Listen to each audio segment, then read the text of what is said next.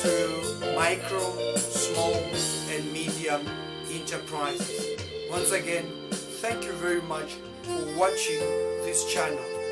My name is Dr. Charlie.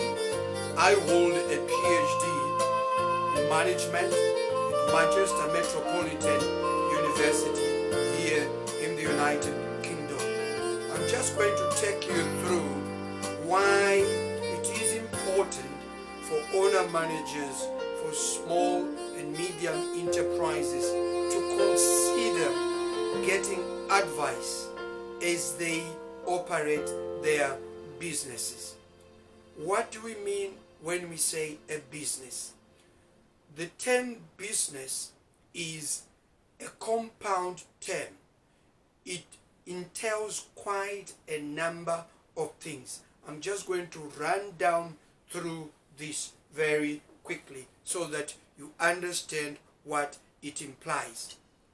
When we talk about business, you cannot do business without research.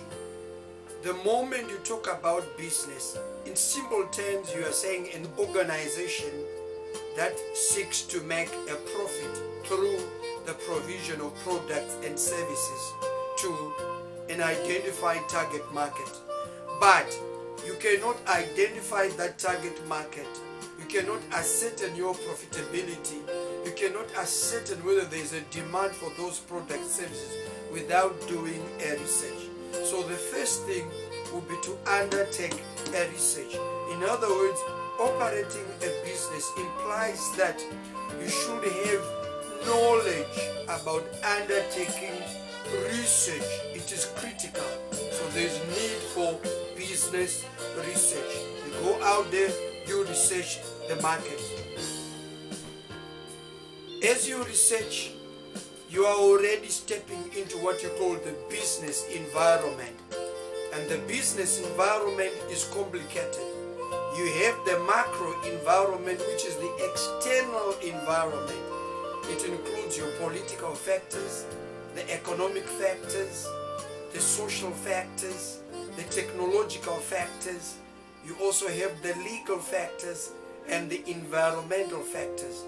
And as you do the research understanding this macro environment, it will help you to identify the threats and the opportunities which are inherent in this macro environment.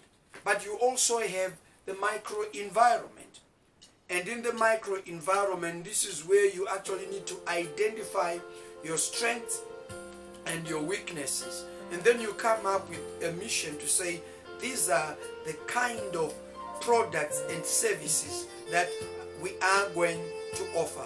It then leads you segmenting the market, dividing into different people groups or homogeneous people groups, either geographically or in terms of their psychographics or in terms of their taste, okay, or in terms of their age, their demographics, or what they need.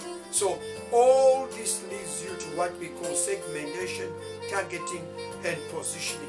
And all this is you are able to do it courtesy of having researched.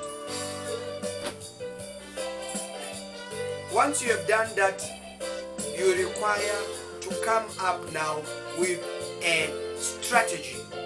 In other words, you are now planning. You need a strategic plan which will take or which will charter your business going forward. And that's why you have this book, Exploring Corporate Strategy. And in general, you are answering these key questions. Where am I now in terms of business? Where am I coming from? That is, if you were in business previously, or even if you were not in business previously, but where are you coming from? Are you just a graduate? What competencies do you have? And where am I now? And where do I want to go in terms of my business? And how do I get where I want to go in terms of my business? And how do I know that I have attained or achieved what I set out to achieve?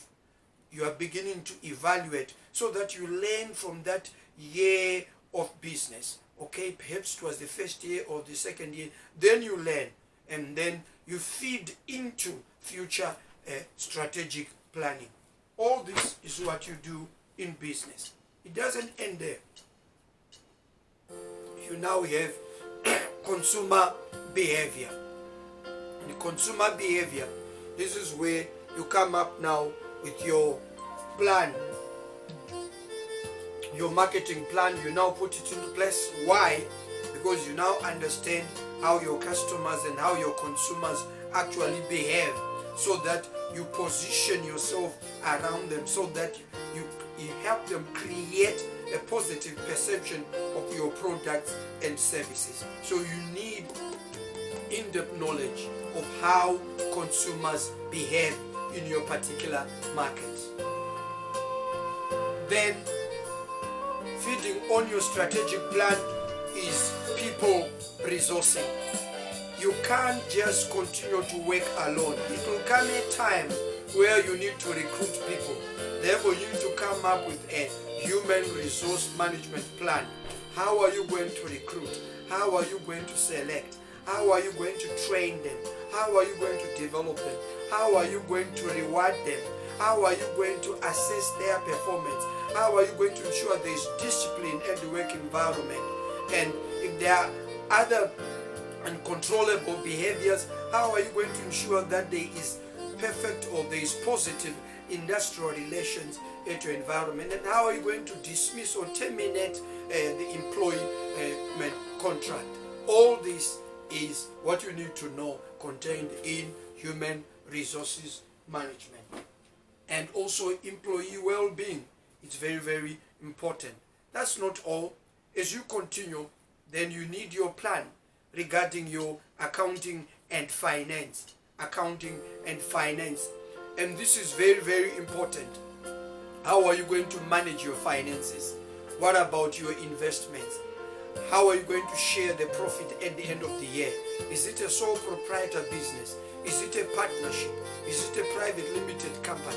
And the way you are going to put your accounting systems is going to differ based on the type of company that you are operating. This again is critical knowledge that you require.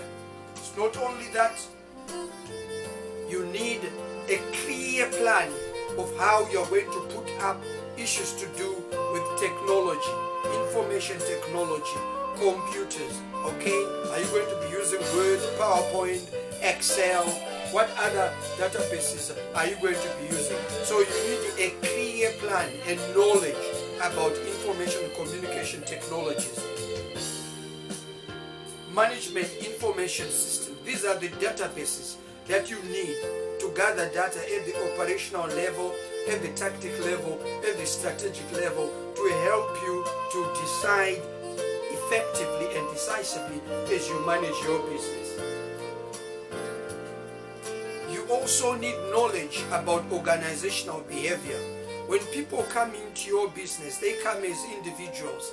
Some, they bring about their experiences from their previous, careers and previous cultures. So imagine 5 people, 10 people, 20 people, 50 people, each one bringing in their previous experiences into your business. And then you need an organizational culture. You need to understand how each individual fits into the whole, so that together as a team or as an organization, you can perform effectively. So you need this knowledge. As you can see, you don't just operate alone, okay? You operate in an ordered environment. In any market environment, you also have what we call the publics, other institutions. This also includes the government. Hence, there is what we call the business law, administrative law, constitutional law. So when you do your business, you are operating it within the confines of law. So you also need specific knowledge so that you comply with the requisite laws that govern your business. In each particular trade or economic sector you are in, or business sector you are in, there are specific laws that will guide you. And then remember, you are a small business. You are not going to pretend as if you are a multilateral institution or a large company with 500,000 employees. So you need knowledge with regards to how you can typically operate a small business, 5 employees, what about with 15 employees, what about with 20, what about with 50. So you need that particular knowledge. Again, as you continue to operate, remember you are an entrepreneur. It does not just end by starting a business. So you need to continue to discharge those entrepreneurial behaviors. And remember, you are in a competitive market. You need knowledge with regards to innovation and creativity and knowledge management. So without this knowledge, you find it very, very tough to continue to compete effectively in the market. Are you creating an innovative and creative work environment at your business? Do you have a database of ideas which you can always collect and then leverage on so that it can take you forward? Then the international business. Assuming you are growing your business, you are upscaling it, you reach a stage where you're no longer just satisfied with operating in your local environment. You want to operate in the international market. Then it demands again knowledge about international business, the international market, the rules of the game. The way business is done in your local market is not necessarily the way it is done in other markets. And as you continue, you also require corporate finance. You are now a large company. You are no longer a small business. So as you can see from the examples that I have just given you, you can see that when we say business, it demands so much in terms of knowledge. And you will agree with me, there is no single person who will be an expert in all these different categories of knowledge or bodies of knowledge, which is critical to run a successful business. And this is why I am saying, or this is why I started by saying, it is critical for SMEs to get advice, to outsource knowledge. You find that large companies have an advantage. Why?